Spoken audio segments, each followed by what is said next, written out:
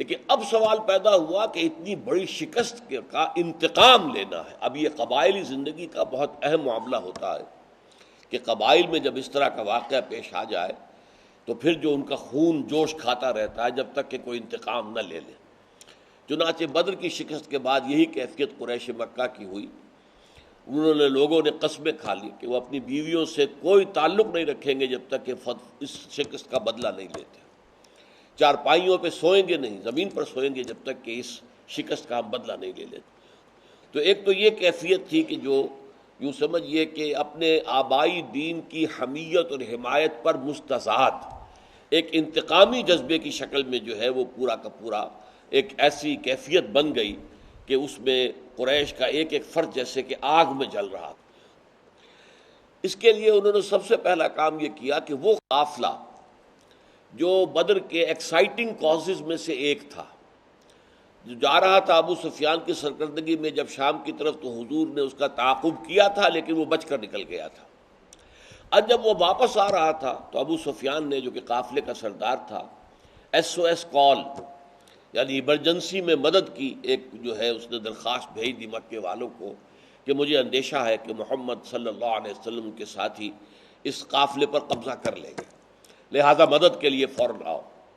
تو یہ بھی وجوہات میں سے ایک وجہ تھی.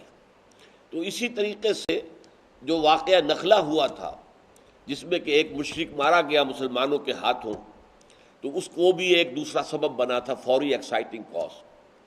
تو یہاں ایک کام تو قریش نے یہ کیا تھا بدر کی شکست کے بعد کہ وہ جو قافلہ بچ کر آ گیا تھا، چونکہ وہ راستہ جو ہے بدل کر ساحل کے ساتھ ساتھ ہو کر مکے پہنچ گیا، اس کا سارا اثاثہ انہوں نے وقف کر دیا.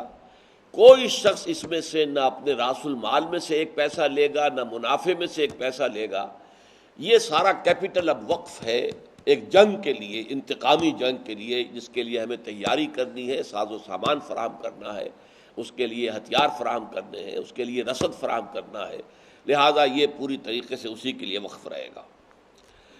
دوسرا یہ ہوا کہ غزوہ بدر کے تقریباً 3 ماہ بعد ابو سفیان نے ایک شبخون مارا. مدینے کے آس پاس جو علاقے تھے، آس پاس کے جن میں باغات بھی تھے، کچھ کھجوروں کے درخت کاٹ دیے، کچھ جانور جو ہے ہلاک کیے، کچھ کو وہ بھانک کر لے گیا. جب حضور کو اطلاع ملی، یہ غزوہ سویق کہلاتا ہے، تو حضور نے پیچھا کیا تو پھر وہ بھاگا بری طریقے سے، اور اتنی تیزی کے ساتھ بھاگا ہے، اتنا روب مسلمانوں کا اس وقت ہو چکا تھا، کیونکہ بدر ابھی تین ماہ پہلے کی بات تھی، کہ پھر وہ اپنا جو رسد کا سامان تھا وہ پھینکتا گیا.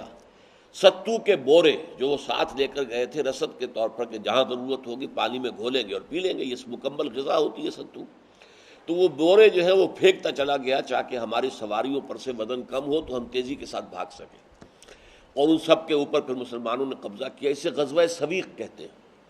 لیکن یہ یوں سمجھیے کہ ایسے ہو گیا کہ جیسے کوئی جو آدمی جو ہے سخت قسم کے جو ہے اسے خفت طاری ہوئی بھی ہو، تو اس میں وہ کھسیانی بلی کھمبا نوچے والی بات ہوئی ہے کہ ان کی خفت میں مزید اضافہ ہو گیا.